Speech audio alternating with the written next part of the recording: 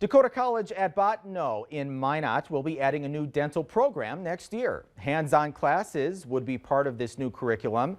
The program was slated to open in 2023, but construction issues around the country are pushing back the start date. They're offering certificates and associate's degrees for students who would like to be dental assistants or a dental hygienist.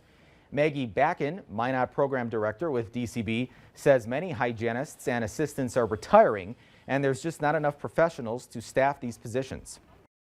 Most students are more aware of the dental hygienist program, so I think that's one that they initially might be more interested in.